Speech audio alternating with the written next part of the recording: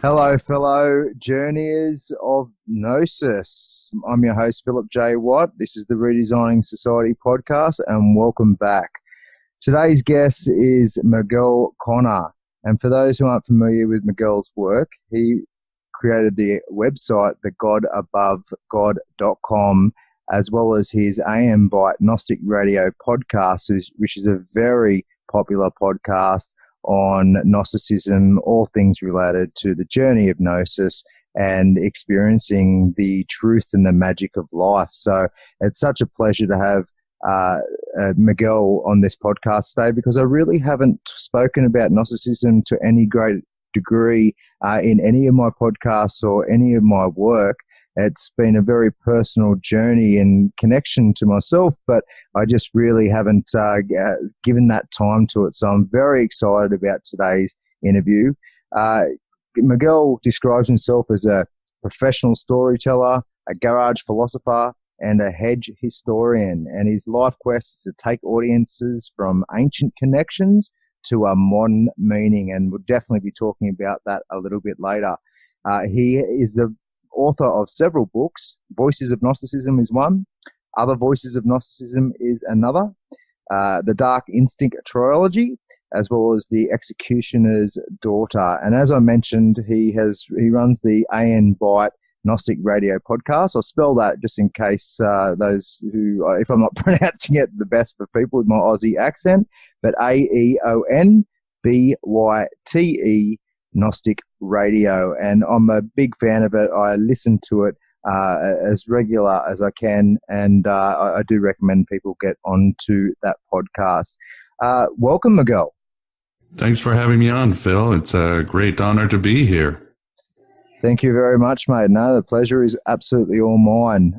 As I mentioned in the introduction, I'm really looking forward to speaking about Gnosticism. I want to take the approach of a very beginner, to at least to begin with, approach, just so that we can sort of lay the foundation, lay the groundwork for those who might not be aware of what Gnosticism is, and we can move through the conversation and sort of develop it and follow the development of Gnosticism into the modern age today. So let's start with just the basics. What is Gnosticism, Miguel? Because I know that I heard you speak about, I think it was 4 tenets of Gnosticism or 4 principles of Gnosticism. That may have been on the Higher Side Chats podcast. I'd love for you to sort of reiterate what those 4 principles of Gnosticism is, and just your general idea or understanding or description of it. Yeah, sure. Yes, the 4 features, and of course there are many definitions out there by many great scholars, but and usually they're about 8 or 9 or 10. So I like to keep it simple, and then we can expand from there. But I usually say is number 1, we live in a false reality. Bad software, as author Sam Chris said. We live in the matrix, and we are trapped here, ignorant of our true nature. And the second one is that, and the first one, of course, you could say that we are trapped by oppressive forces, which the Gnostics call the archons, Greek for rulers. Their leader was sometimes known as the demiurge, Greek for public worker, and was associated with the God of the Old Testament. And these entities keep us trapped here, or keep part of us that is eternal trapped here. And the Gnostics often called it the divine spark. 2, well, what is the divine spark? The divine spark is the essence that we share with an alien God or ultimate unconscious or monad. The Gnostics had many names for this entity. Sometimes there was no name. It was just the unspeakable being or the invisible spirit. And our true nature was, again, we shared an essence with this alien God. And we were here trapped in the world of matter, again, by these archons. Number 3, there are those of us who could wake by either by some sort of force or by the teachings or the words of what you might call a Gnostic revealer. If you think of The Matrix, the movie The Matrix, that would be Morpheus handing Neo the red pill. And an individual could awaken and understand that we had a divine spark that could, again, expand and eventually transcend this world. The Gnostics had many figures, exemplars, who they would consider the Gnostic revealer. These included Jesus, Zoroaster, Mary Magdalene, Seth, the third son of Adam, or even the Luciferian goddess Sophia. With the Manichaeans, which were an early medieval Gnostic sect, they even considered the Buddha as a Gnostic revealer. So, again, I would tell your listeners to think of the movie The Matrix and Neo, again, waking up. Now, of course, then this process, or the spiritual tech, if you would, was called gnosis, Greek for knowing, but it's sort of a special knowing, a direct experience with something greater and a realization of the truth of the reality of this world, that, again, we lived in the Matrix, this bad software. And the fourth feature would be, well, what happens next? After all, when Neo wake up, he didn't just go out into the world of light or anything like that. The Gnostics believe that that's when the big journey begins. So through ecstatic rituals, the newly awakened being, the Gnostic, the Neo with the red pill, could take astral flights beyond the world, bypassing the heavenly realms ruled by these archons, and make contact with this alien god who existed beyond the world of forms or the world of matter, and so forth. And this became sort of a constant ecstatic ritual that the Gnostics could do to get out. Yes, there's a very rich history and various sects of Gnosticism, isn't there? And you spoke about the archons, about the alien god, about the demiurge, about the various layers of this journey of gnosis, of understanding of the connection to reality and what reality actually is constructed from. And we'll get into some of the history and the various sects later, but when it comes to the archons and the different perspectives on them, do some Gnostics think that they're conscious? Some think they're unconscious. Are they considered parasitic in nature by some, or very much driven and purposely designed to have the impact they're having? Well, that's a good question. I mean, in the Gnostic myths, what we have in a lot of them is you have the alien god who becomes consciousness, sort of, that everything starts with a nothingness. Everything starts as Vishnu beginning to understand his consciousness. And as this god begins to awaken, he begins to create these mental processes. Basically, he begins to understand his own features, what he is. It's a process of recognition. And it's a sort of an emanation, and he creates this sort of ideal realm with ideal characteristics. These characteristics become personified, become personified. And in the Gnostic myths, they're called Aeons, and they had different names like goodness and justice and so forth. The Gnostics, of course, were Platonic, so they believed in the ideas of Plato, but to them, the ultimate reality was a perfect mind, a harmonious, good mind.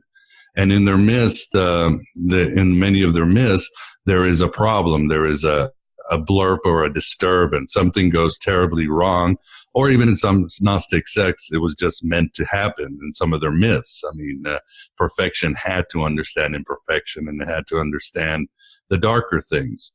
In others, it's more dualistic, but the most famous one is the Aeon Sophia, the youngest of the Aeons, decides to transgress against the alien mind. She is the wisdom of God, but she decides she's going to go on her own, and she's going to do her own thing. Again, I mentioned sort of Luciferian. So she disobeys, and her mere act of disobedience casts her out of the mind of God. You might say God loses his wisdom. And this sort of harkens back to the myth of Zeus, when Zeus loses Athena and she pops out of her head. Also in the Greek myths, God loses his wisdom and sort of, well, then he's just Zeus himself. So Sophia is cast out of the pleroma, and she falls into the void, and she goes through a passion. She goes through all these dark, negative emotions. And in these negative emotions, she gives birth to the material universe. And at the end of this sort of this passion, this darkness, she becomes pregnant with her own distress, and she gives birth to an abortion. This abortion is called the demiurge, and in the Gnostic text, he's often referred to as Yaldabaoth or Saklas or Samael or whatever, but he's associated to the God of the Old Testament. And he sort of takes over. He steals some of Sophia's light, and he hides it in the material world. And then we have the beginning of Genesis. Of course, the way Genesis is in the Bible, the Gnostics says it was wrong, because they said actually this is not a good world. This is a world where he traps the essence of Sophia. He creates Adam to keep some of this essence, and and then what happens is, as he's creating the world, he looks up to the realm of light, to the mind of the alien god, and he sort of patterns his world to that world, but it's completely warped. It's a bad reflection as he forms it. And he starts creating these sort of Aeons, but they're a bad reflection, and they are the archons. And in some of the Gnostic texts, they do have the characteristics of justice and goodness and life, but they're completely corrupt. But as he creates more, he creates other things like ignorance and death and fate and so forth, because as he's creating the material world, he has to create an underworld. He has to create the heavens, the different layers of heavens. So you might say this is what the archons are. In some of the more primordial Gnostic texts, all the archons are simply rebellious angels. Some of the Gnostics decided, well, they're not going to go into this Baroque mythology, like the Simonians, the followers of Simon Magus. They simply said, look, there were these angels. We've been reading texts like the Book of Enoch. So what must have happened is these angels stole the wisdom of God, and they spread the light, this divine spark on the earth, and now these angels are running the universe, these Nephilim or whatever. So again, there's sort of a relationship between archons, fallen angels, and so forth. Now, I know there's a lot of modern interpretations who the archons are. There's aliens and all that, but I would say to me, the demiurge and the archons really are that force, those principles in the universe that keep us down, that keep us ignorant, that keep what is good, that keep what is empathic, that keep what is knowledge and understanding and art oppressed in this world. It is that otherness that tries to keep the universe in a dark state of ignorance and sleep. Is that an okay answer? I kind of went off there, Philip. No, that was absolutely fine. Well said. I think that was described pretty simply for those who don't really understand it. Obviously, there's different texts and ideologies that refer to that people are going to have to do their own sort of further backup research about. But excellent. And I've got many questions that come from that. Just to start with, you mentioned the Aeons. Actually, no, before I talk about that, so the archons are that which suppresses the goodness, as you mentioned. And obviously that's a necessary component within the construct of duality, right? We've got the shadow self, we've got the negative, the positive, light, dark, etc., etc. So is there an equivalent construct or term to describe that which encourages the goodness? I'm not sure I'm following. Are you talking about the Ionic forms? I mean, for example, the Gnostics thought that if the ultimate goodness was the mind, this sort of perfect mind, this contemplative, good, harmonious mind, that they thought the human mind is patterned to the alien God that is part of us, that is the image of God. The only problem is that we are in a state of sleep or trauma. So if we can contemplate and meditate and think right, again, they came from the school of Plato, if our mind can become, again, working right, gain the wisdom that the alien God lost, then our mind can become godlike. It can see beyond the veil into other worlds. So again, and I mean, I think Paul talks about in the New Testament, we must have the mind of Christ. I mean, the Gnostics revere Christ as the logos, the reason of God that is that works the best, that is working at full capacity and so forth. So the Aeons, in a way, are the characteristics of our own mind when working well. And of course, it wasn't just to think yourself to enlightenment or anything else. The Gnostics were first and foremost an ecstatic shamanistic movement.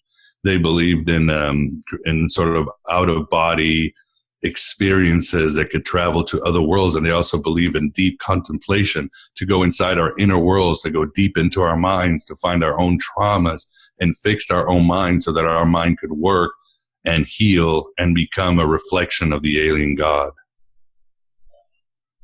Excellent. So just a quick note on the Aeons. Is that a term or a concept that is interchangeable with archetypes, that of Carl Jung, or is there a subtle difference there? Well, that's a good question. I mean, we know that Jung was very influenced by the Gnostics. I mean, he himself said he had met some long lost friends. He thought that the Gnostics were history's first depth psychologists, because he really thought that more than any movement in antiquity, the Gnostics really played with symbols. They really played with archetypal energies. I mean, again, the whole idea of the alien God and the mind of God, that's like depth psychology right there. But I would say, I don't know if you could call them archetypes, because again, archetypes are, you might say, formless images. They are part of these that are the building blocks of the collective unconscious. And again, the Gnostics really saw the ultimate intelligence as a mind, although some of the Gnostics went before. They saw it as a state of being of silence and depth. So the works of Jung and the Gnostics certainly cross over, although I don't know if the Gnostics would really understand the idea of the archetypes or how they worked in the way that Jung was doing them. So Gnosticism is, as I mentioned, there's various sects of it, and there's a very rich history with it, including having the Christian Gnostics as well. So do you want to describe a little bit about the various layers of Gnostic culture and how it related to religion as well? Sure. I mean, what I'd like to tell people, and this is based on the work of April DeConnick and the Gnostic New Age, is that the Gnostics were more of a metaphysical orientation. It wasn't a movement that, as far as we know when it started or anything like that. It was sort of a reaction to the oppressive Greco-Roman times and the way religion had sort of failed here and there in the different places of the Middle East and Asia Minor and so forth, and Western Europe. So the Gnostics came out in different forms because, again, it starts with, again, like I said, with the idea of the red pill, of waking up and having that realization that we belong in another world. And that's an important thing. But the idea is that whatever rituals you need to do, depending on your cultural context or what is going around, you must embrace to give you that sense of gnosis, that red pill. So the Gnostics had varying rituals across the Roman Empire and across history. Some were into sex magic and alchemy, as they were in Alexandria and Egypt. Others were more into sacramental rituals, as they were in Rome and so forth. Others were later on were into theurgy, as they began to rub shoulders with the Neoplatonists and so forth. So they had varied rituals. And again, their Gnostic revealers really depended on what was going on. We're talking about archetypes. It's almost like you had the archetype of the Gnostic revealer, but that archetype could take an image depending on where you were. For example, we know that many of them were Christians. So of course, they would use Jesus. The more pagan Gnostics, the Hermetics, again, of Egypt and Alexandria, to them, their Gnostic revealer was Hermes Trismegistos, who was a fusion of the Egyptian god Thoth and the Greek god Hermes. And this figure even became revered even in Islam, the Byzantine Empire. St. Augustine talks about Hermes Trismegistos and so forth. And again, I bring back the Manichaeans, how they They thought Buddha became their sort of Gnostic revealer. And these people, again, were exemplars. They were part of that Gnostic revealer archetype, or you might say the archetype of the reason of God, the creative, inventive aspect of God that can come down and give us the answer and heal us. So there's different, that's, I think, what makes people frustrated, because the Gnostics were almost like, they've been accused of being a parasitic religion or movement, but they were doing was simply clothing themselves in the culture around them, in the rituals around them, in the metaphysics around them, so they can find a way to get that experience of gnosis, get those transcendental flights to meet this sort of super intelligence that was beyond the gods of this world, the gods who managed this world so poorly, or the angels and their representatives in the government and the temples and so forth. Yeah, well said. That was actually going to be my next question, because it does sound so dark. You know, we're in the Matrix. We're being controlled by this outside force, and it's all fucked. But it's not, is it? They were very optimistic about unveiling themselves. Yes, it's a horrible world. I mean, Joseph Campbell always talked about the beauty about myth is that you do face the horror of this existence, and then you can do something about it. I mean, there is a great joy. There's almost like there's an ecstatic happiness in many of the texts of the Gnostics, because it's almost like when an alcoholic finally realizes that he has a problem, that he's in a big mess, and that his mind is really screwed up, there is a sense of relief to that alcoholic, especially when he can see the answers, especially when he knows there's help out there, or a drug addict or a gambler. When you can see the truth and you can see how bad things are, but you also know there is an answer, there is a solution, it is one of the best feelings in the world. And I would know that, because that was sort of my path many years ago.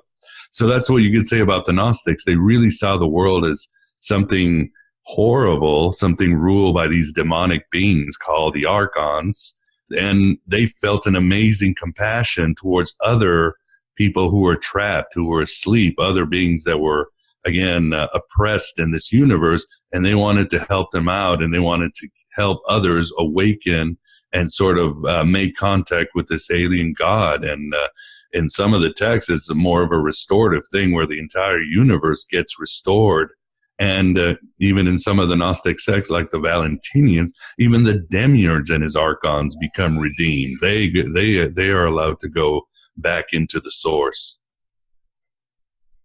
Well, we all know we've made a lot of mistakes ourselves in the past, and we've probably hurt people along the way through our own behaviours. And you'd want to expect that we were forgiven if we've made that effort to become more conscious and make amends, not just energetically, but to those people on that path. So I can see the relevance there in terms of forgiveness, but as long as it's a transmutated sort of result, I guess.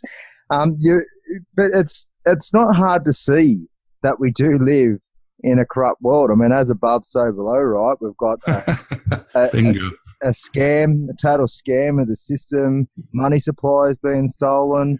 We've got all this chemical-laden food, water, air, you name it. We're bombarded by these chemical ingredients, synthetic chemicals and harmful toxins. And then not just that, it's the toxins of the mind through mainstream media, the whole process of creating the corporatocracy, where the governments are designed purposely to support this entire process of corruption and control by those behind the veil. And so if it's happening materially, I can see just naturally, intuitively, that there's some other layer on a metaphysical or a non-physical level as well. But in saying that, is there a Gnostic perspective that believes that this was all done on purpose by the alien god for the experience, the human experience, this particular experience of self-awareness? Or is it, no, it's completely gone skewed, and but we're going to take the opportunity to awaken whilst we're here? Yes, there were certainly some Gnostic sects, even the Hermetics from the pagan Gnostics. They really thought this was just the way it was. It was inevitable. The tragedy isn't that we fell into this world. The tragedy is that it was inevitable. The mind had to know itself. The reason of God had to fall into fragmentation. Another again in this giant process of self knowledge, but. I think I liked more of the gritty Gnostics who sort of take a stand, not because not because I believe them or I'm a dualist myself, but I just like that sort of rebellious sensibility to always be on guard and so forth. And I think you hit it on the head, Phil, because as above, so below, the ancients, and even, well, not even the ancients, but modern day occult practitioners certainly believe in the idea of correspondent. As the stars go, the stars are a reflection down here on earth and vice versa. And the Gnostics would say, well, if the material bureaucrats and rulers are so messed up, what do you think our heavenly overlords are? So, but again, I think it really comes down to the idea of suffering. I mean, that's why I really like the Gnostics, because very much like the Buddhists, they made no qualms about what this universe was. It was an emptiness full of suffering, and this suffering was very real, and it was very important to address this suffering immediately, to take it on, not to mess around thinking there's some sort of wonderful plan or providence of God. As humans, we had the same responsibility as the gods, even better, even more. We had more responsibility than the gods. We are the ones who could heal this universe. We are the ones who could get out of this universe. So that's one reason I like the Gnostic stance. But yes, I would say there were varying levels of their dualism, of the idea of theodicy and so forth, who really was at fault and all that. But I think in all of their stories, the theme is the same. We are fallen into this world. It's not our fault, but it is our responsibility. We must wake up. We must wake up as many others as we can, gather the sparks, as they say in the Kabbalah, and unite them all into one bright light so we can shine into this very dark universe. Yeah, the beauty of Gnosis, or the journey of Gnosis, is that it's never ending too, because we can come to some sort of, great clarity on so many different levels, but getting further along the path, bam, suddenly another door opens, another level is reached around something that we're pretty convicted about, for several years or whatnot. So, but yeah, it's just that I find all that process very exciting, and I wouldn't really understand it, really get it without the suffering that I had personally gone through. I've been through so many different initiations, sort of like shamanic initiations, energetic initiations, but rebirths just non-stop, big ones, small ones, medium ones.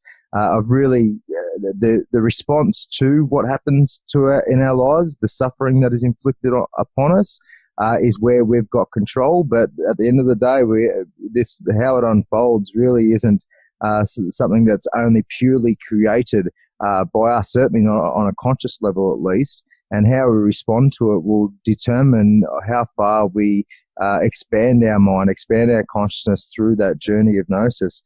So that's just a little spiel, I guess, about my own experience. But just I couldn't have said it better. I think you get Gnosis. You get it, Phil. So you mentioned cosmology before, and that was going to be one of my questions, Miguel, because there is the idea that a lot of the religions, if not all of them, and a lot of those spiritual disciplines all trace back to some sort of ancient civilization or one mind perspective or spirituality about this sort of stuff.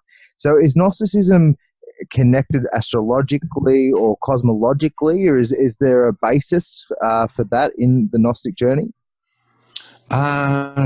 We really don't know. I mean, I know a mutual guest of ours, Gordon White, he is claimed, and he's not alone, because again, I bring up April DeConnick, who is an academic at Rice University, and they both contend that the Hermetics, the Gnostics from Alexandria, they are the immediate successors, or they save the knowledge of the ancient Egyptian mysteries. And of course, there is evidence that many of the Gnostics did not start as Christians, that they came from sort of an older lineage, but perhaps Jewish, Judeo-Christian, Zoroastrian, or some of that. So there is evidence out there, but as far as we know, we really can't put our finger on it. I think we can say that the Gnostics were first and second century AD movement, but they were they were into a lot of mysticism, that they were, you might say, remembering things from other lives. B, they were learned people who, again, they understood Plato, they understood the great philosophical and religious traditions of their days, and they were drawing from them to create their ideas, to create their gospels, and again, to fuel their rituals. So you might say it's a big stew of how this happened. Again, it's like the idea of trying to pin down a Gnostic religion when it's better to follow the Gnostic metaphysical orientation and how it just moved around. It was like scholar Iano Culiano always said that with Gnosticism, you really can't, the history you have to follow is the history of thought. He called it the tree of gnosis, because he said in every civilization, you can follow those who say, look, I am tired of the gods. I am tired of the representatives on earth. I am tired of the suffering of this world. So I am going to react in sort of a binary code. Orthodoxy is one, following, being part of the sheep is one, following the party line is one. I am going to be this big fat zero who reacts and rebels to this. And that is sort of the Gnostic sensibility, the tree of gnosis, that we see throughout history with many movements, because we see Gnosticism stamped out in different parts of the world only to reemerge again with the Cathars, the Manichaeans, the Sufis, the Kabbalists, and other movements. So right now it's pretty murky, but that's what we know. The adaptation quality or characteristic of Gnosticism reminds me a little bit of Kaos magic, I guess, sort of using the cultural and energetic sort of frequencies or dominant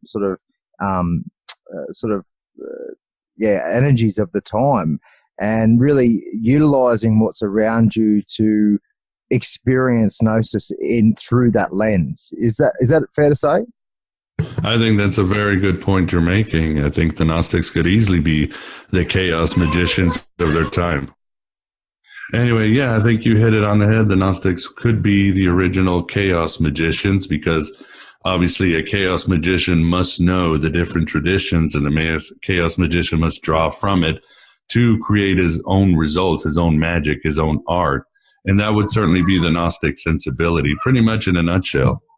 So just to track back a little bit, because I wanted to ask this question before, but I've written down my notes, and now it's time for this little tangent. So Bible, you mentioned the Bible was good, and the Christian Gnostics or Gnostics in general disagree with the basic premise of the Bible, which is that this God is good.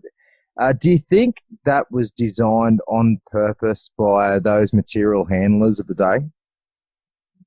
Well, which God is good are you talking about? Because obviously the Gnostics would not agree that the God of the Bible is good. The God of the Old Testament was seen as, again, he was the demiurge, a very deficient and bordering on evil being, very haughty. That's very right. egoic. So the Gnostics would also say later on, as did other Christians like the Manichaeans, that the Father of Jesus was not the God of the Old Testament, and there are earlier texts that seem to indicate this. Yeah, exactly. So I was wondering if, because the Gnostics disagree with that stance, so do you think that was put forward on purpose by those of the day? Yes, I would say so too. I mean, that was always a big debate in Christianity, is how much of the Old Testament should we include in it, and how much of the Old Testament really mattered. And there was, of course, there was a theologian or thinker, Marcion of Sinope, in the 2nd century, said, no, the God of the Jews is not the same as the God of the Christians. And he seems, where there is evidence, he had some texts where Jesus sort of just appears in light into the Middle East, into the Levant, and there's no indication of him being the son of Yahweh or anything like that. He's just sort of a Gnostic revealer, a spreader of light. And but of course, there were many texts, hundreds of texts going out there before there was anything agreed to as a canon, and there were many different stories of Jesus and so forth. And it should be noted too that people think that the Gnostics outright rejected the Old Testament. No, they saw a lot of divinity in the Old Testament. They saw a lot of wisdom in it. The thing that they said, being a good, people who enjoyed myth, who enjoyed interpretation, like the rabbis even today and throughout history, they thought that Moses had either interpreted the Bible wrong, that there was parts missing, and they went through their radical interpretation of Genesis. It wasn't this God created the world good, and then he created Adam and Eve, and they disobeyed. It was more like, no, he was this evil, he was this demiurge who did things wrong. He trapped Adam and Eve, who were actually superior to him. And when they ate from the tree of knowledge, and then many of the Gnostics contended that the snake was either Jesus or Sophia in disguise, that's when their eyes opened. That's when they saw the universe as it was, and that they saw that they were greater than the gods, and then they were punished by the demiurge, the God of the Old Testament. So they were interpreting these stories in many different weird and wonderful ways. I mean, in some of their texts, they were like, no, it's the people of Sodom and Gomorrah who are good. They're the ones that are being punished by God, by the evil God. So they made their own side stories where a cloud of light rescues the people of Sodom and Gomorrah.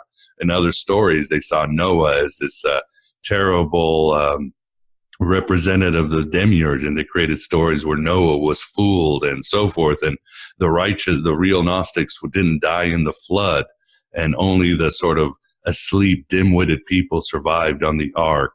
So they did see a lot of wisdom, and they had reverence for the Old Testament. But again, they reinterpreted in a very radical and different way. You might say they were writing fan fiction, or they were writing these texts as a sort of inner therapy, as a sort of creating their own myth. But the truth is that this sort of thing happened in those days. We have a lot of different versions of the Old Testament. There's a lot of apocryphal stories. There were hundreds, perhaps thousands of different stories of Jesus and what he did and all that, which had different interpretations of it. The Gnostics were the masters of it. The church father Irenaeus always is complaining, said that these Gnostics are pumping out gospels every day. And that's what they were doing. Again, they wanted to write their own myths so they can figure out their own inner worlds. And at the same time, they were having different wonderful visions, and they were getting different insights. So they were translating this in sort of in a mythological way on their text, so they could, again, learn these things, because there is just something about myth that makes more sense. The myth really taps into the world of symbols and archetypes, but it also translates those symbols and archetypes much better than just sort of a straightforward narrative. Yeah, into a way we can sort of absorb it and understand it a bit better. Absolutely. Do you think, they were heretics, right, in the majority of history in terms of the status quo, the orthodoxy? Is now the most time that Gnosticism is best accepted, or was there another time that they had a bit more strength throughout the population and society in general? Probably, let me see. Throughout history, they never had good luck because, first of all, the Gnostics were always pacifists. They were men of ideas. They didn't believe in, you might say, creating franchises out of their sects or groups that much. The Manichaeans certainly had some success. For a while, they were, you might say, one of history's first, or maybe history's first global religion in the early Middle Ages. They had a presence from Asia all the way to Europe. But, and then the thing is, though, is again, the Gnostics were individualistic. They were pacifists. They were men of ideas. They were men of compassion. So, and they were always beloved by the communities they went through. You can see it with the Manichaeans, with the Cathars and other groups. But their message, this radical message they had, always really infringe upon the secular and religious powers of the time. So things never went well for the Gnostics, the Manichaeans, the Bogomils, the Cathars, and all these other groups. So it was one of those things that, yes, they made an impact. They were beloved by their communities, even with their, their pessimist, dark message. Somehow their message really touched people, but then they were eliminated after a while. So it never really stuck. And I don't know about these days. I mean, I do think we live sort of in Gnostic times. As you could probably agree with, the Gnostics distrusted reality. They thought all of reality was a big conspiracy theory to keep us from the truth, to keep us down. That seems to be a very popular attitude today. People understand that, yes, we have been lied by our governments, we have been lied by our churches, by the media, by what our parents believed, and we are looking for a different and better reality. Again, we were talking before the interview how the internet has just opened our minds and this vast information is accessible to us. The only thing I would say is, yes, we are living in Gnostic times where we all seem to be realizing we are in the matrix, but it still takes that very powerful step, that very brave step to realize it's all a lie and to begin, again, this sort of journey beyond the stars, this contact with the alien God and this powerful quest within us, because most of what we all are, and the Gnostics would say that too when you read this text, most of what we are is a lie. Every part of our personality, what we think, everything else has been programmed or we've been lied to. And it's very hard. Again, I go back to the analogy of the alcoholic. To really accept that you have an addiction or a problem is very hard because you realize the damage you've done and the lie you've been living all your life. The Gnostic attitude is this is what happens to every human being on this planet, and awakening is very hard. So I think we've got the first step, or I talk about the first two features of Gnosticism that is permeating culture.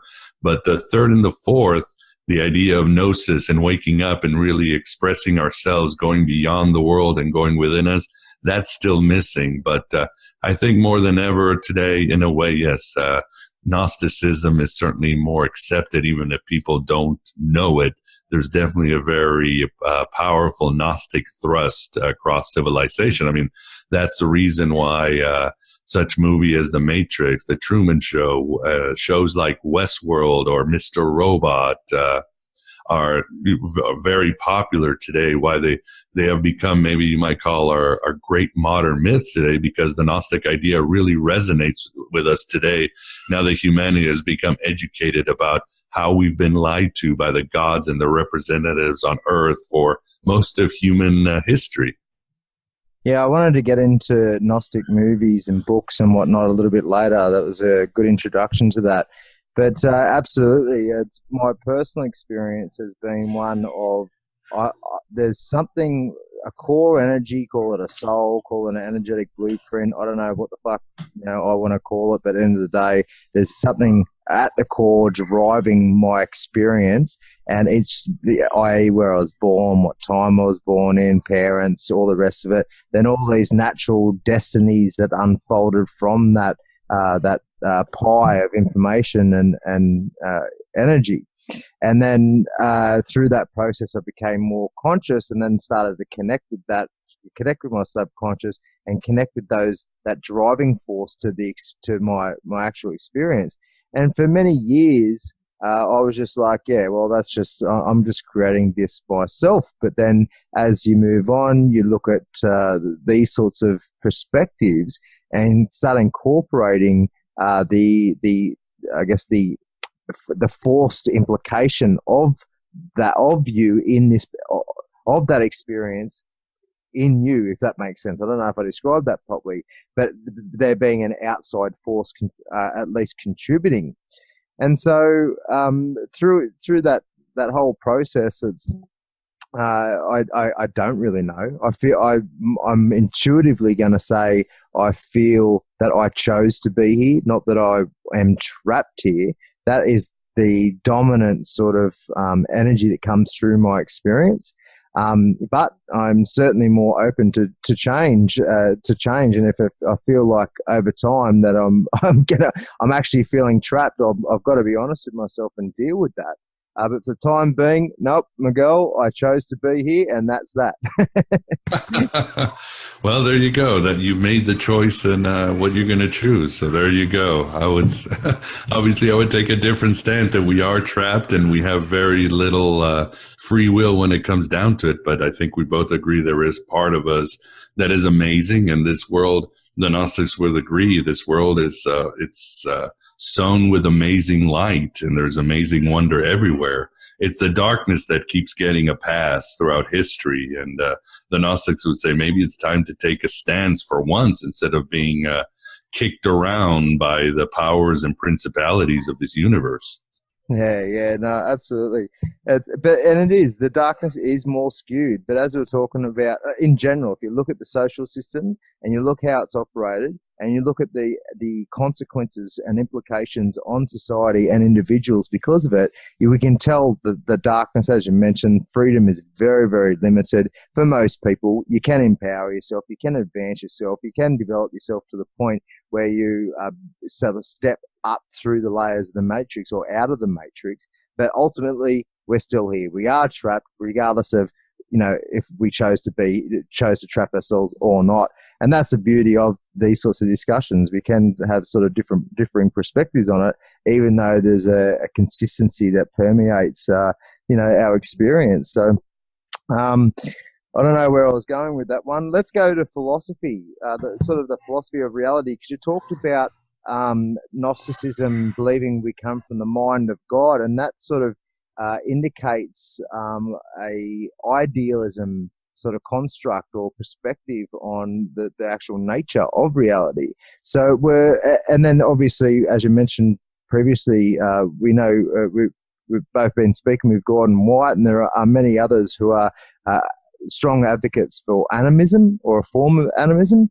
I'm sort of connecting with a monistic type of animism at the moment. That's the sort of best way I could potentially describe my feeling and my experience around reality. But going back to the Gnostics, were they idealists? How did they perceive reality in terms of a way of describing it on that level? Good question. I think in a way you could say there were animists. Again, the early Gnostics were very influenced by Plato, and they certainly became parallel movements to the Neoplatonists. So to them, it was the idea that reality emanates out from a source and flows down into the world, and there are ideal states. Again, as I mentioned, some of the Gnostics, it would be the mind of God and so forth.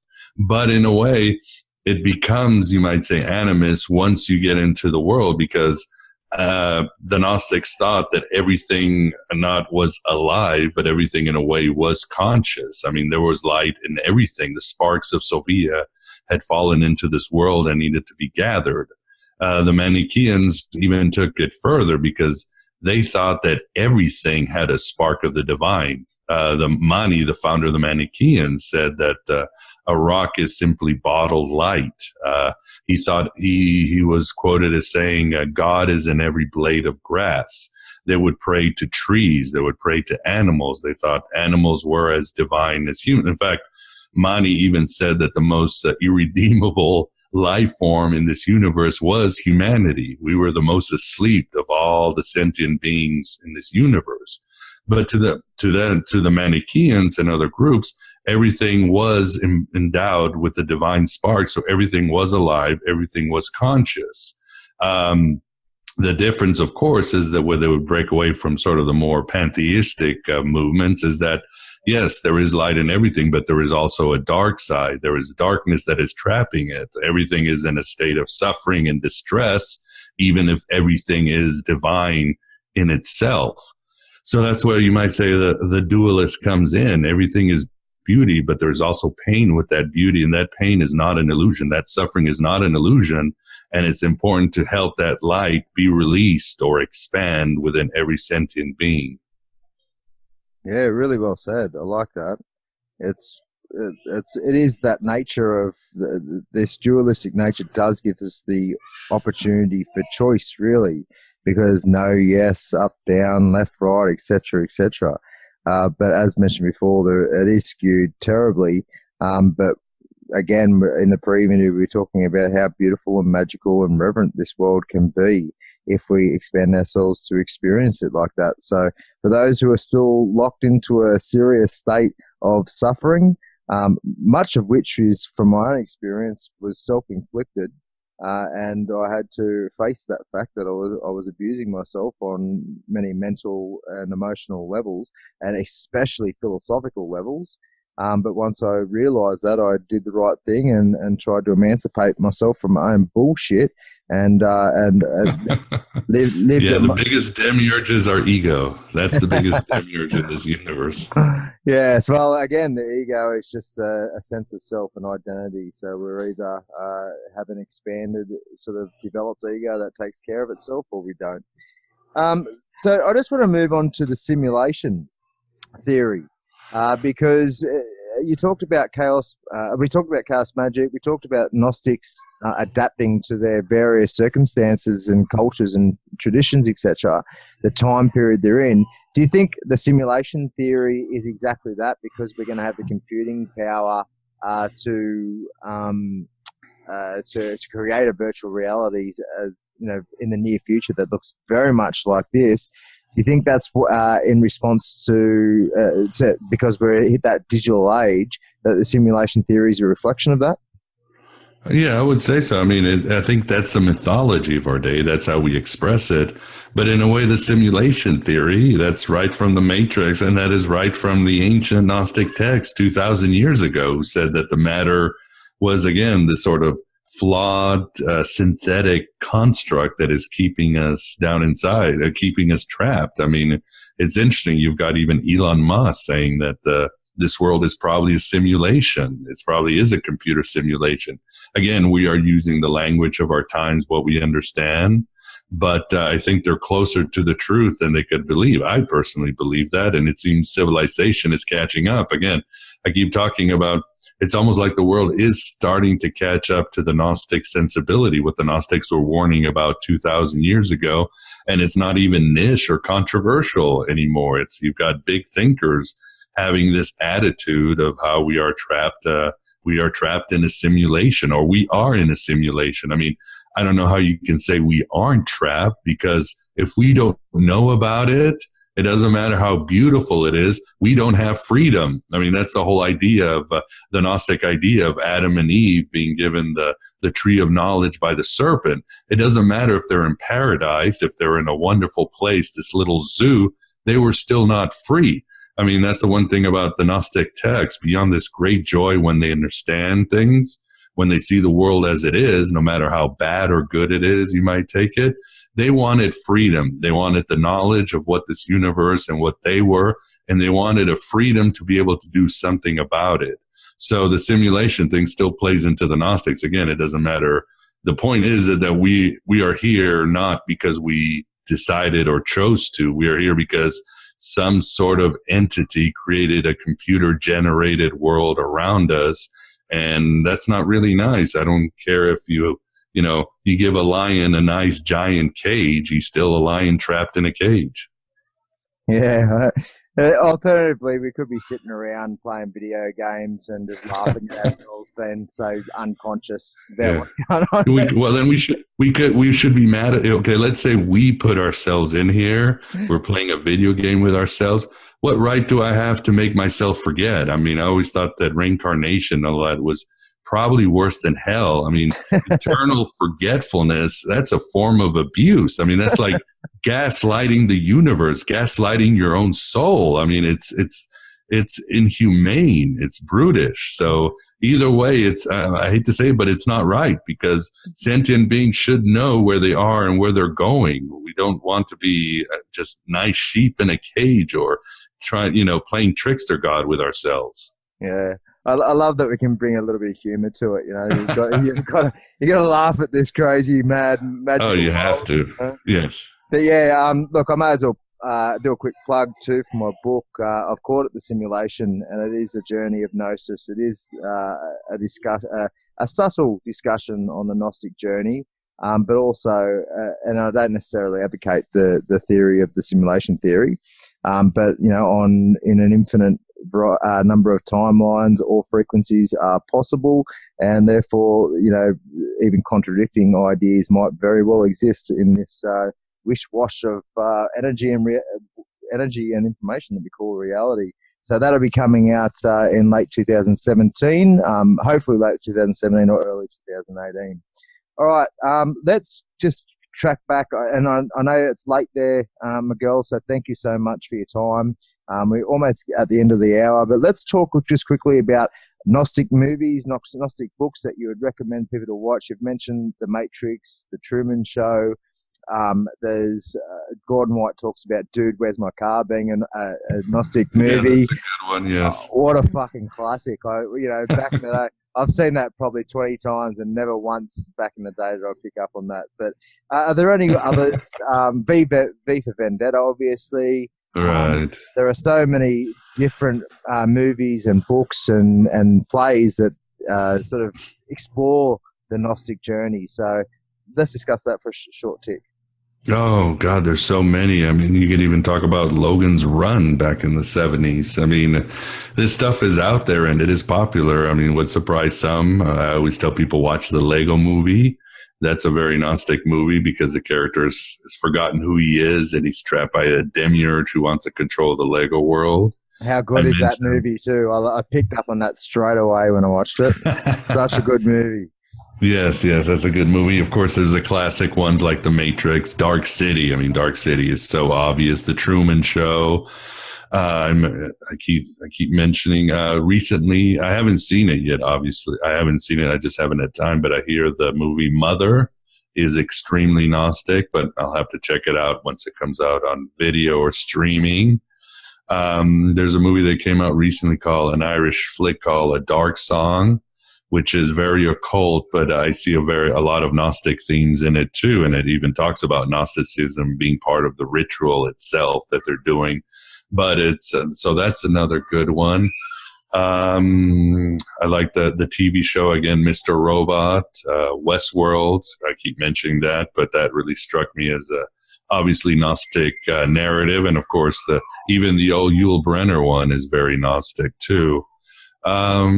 For books, I always tell people just read some of the later Phillip K. Dick books like Valis, The Divine Invasion. Those are very Gnostic, and Phillip K. Dick definitely wrote a lot about Gnosticism, and I think his ideas really work well in a modern context because he mixes it up with science fiction, but he still brings a lot of the ancient spirituality in, and he's very good at it. So I would say those right there at the top of my head that I can think of are very good Gnostic movies and TV shows and books that can really get people going. For scholarly books, I've got there's a whole bunch. I would again recommend April DeConnick's The Gnostic New Age. That's not only does it really present Gnostic ideas very well, but it also brings the latest in Gnostic scholarship. And April also does use a lot of movies to really make examples of the different Gnostic sects. Like again, she brings up The Matrix, but she also brings movies like Pi by Aronofsky and other ones, which are really good and really help the reader. Great. Now, I've got a question from that, because we know that the Hollywood or Hollyweird is very much controlled on so many different levels. And as is the entire system. And the people who, there's so many different variations of different ideologies and groups and secret societies that are accused of this process. But if they're so bad in terms of what they've saturated society with in various levels of suffering, why are they allowing the Gnostic story, the Gnostic narrative to come through such big shows, including shows such as books such as Harry Potter? That is a good question. I mean, at the end of the day, I think it's twofold. One, sometimes you can weaponize this stuff. For example, the example is L. Ron Hubbard. If you look at his mythology, at the mythology of Scientology, it is very Gnostic. It's about us being trapped, these alien beings being trapped on Earth and trying to wake up, Thetans, and trying to get out. And this sort of thing works very well. I mean, the elite have no problem, whether it's in theogens or symbolism or philosophies, they have no problem weaponizing it and using it against us. Twofold, there is something about arrogance. As some have said, sometimes they just like to hide things in plain sight. They like to say, hey, here it is, and here are the answers, here are the problems, but you're too dumb to realize that we've just put the truth right in front of you. We've given you the keys to get out of the prison, but you're not going to do it because the new iPhone comes out next week or something like that. So I think in a way it's twofold. And of course, threefold is, I guess I should answer, it's also greed. I mean, if it sells, they have margins to do it. And again, they assume that we're too stupid as a species to really wake up. They're really not worried about the masses waking up, except for a few. Well, if that is the case, then unfortunately for them, there are so many wise and brilliant souls out there, thousands, if not millions, of beautifully enriched people who are transmuting those spells into their own spells and making that energy into ours for the continued awakening that's been happening on our beautiful planet. It is so inspiring to see so much good work being done, not just within one's own self and the healing and the development of the various layers of the self, but also translating that into action through localizing energy by creating good, healthy food and good, healthy community and good, healthy relationships to not just the self, but those around them and reality at large. So there's so much goodness happening, Miguel, and that's certainly one to re-inspire somebody who might need it. Yeah, agreed. There's a lot, but it's a matter of just keep waking up. And whenever you think you've woken up, you are there. Don't kid yourself. There is more expansion. There is more light out there. There is so much more wonder, but there's also so many more challenges. But at the end of the day, it's a beautiful, unending process. And best of all, you might help another person. You might help another animal. And like I said, you might help release light from those blades of grass, from the stones, from everywhere around you. And it's a symphony of pure light and pure beauty all around you. Fuck yeah. Great said. It's just one of those beautiful things that there is just so much greatness happening. And sometimes we sort of get lost in that, forget about that, get lost in some of the darkness. But I've really tried to push that information, that energy throughout all of my work, is that as much as it might seem dire at times, there is so much good stuff as well. All right, now before we go, godabovegod.com. TheGodAboveGod.com, yes. Sorry, theGodAboveGod.com, Aeon Bite Gnostic Radio Podcast. For those who want to follow up on Miguel's work and support him. But also, is there any guests that you've had on your podcast? If people want to follow this Gnostic journey and learn more, is there some guests that you might recommend them go listen to first? That's a good question. I mean, I think if you just do a search on my shows, like on YouTube or something like that, and do a introduction to Gnosticism, or what is Gnosticism, or the different sects like the Cathars or the Manichaeans, different shows and articles will pop up. And I also have articles where I break down theologies, like you can search the Gnostics believe in reincarnation, the Gnostics believe in hell, where different theologies or attitudes that the Gnostics had will come up in search, and either in the form of a podcast or an article or a video, and people can then find out more. And of course, if they have issues, there's a contact form at my website. Simply send me a message, and I'll direct you to the right links if you want to know more. And of course, I do have my books, Voices of Gnosticism and Other Voices of Gnosticism. It has many of the preeminent scholars in Gnosticism today, including Elaine Pagels, Karen King, Bart Ehrman, and it has many of the very translators of the Nag Hammadi library and other Gnostic Gospels. Also, in the books, also has interviews with some of the preeminent scholars on Philip K. Dick, Carl Jung, and so forth. So it's all there. And if you need any help, just send me a message. I'd be glad to help.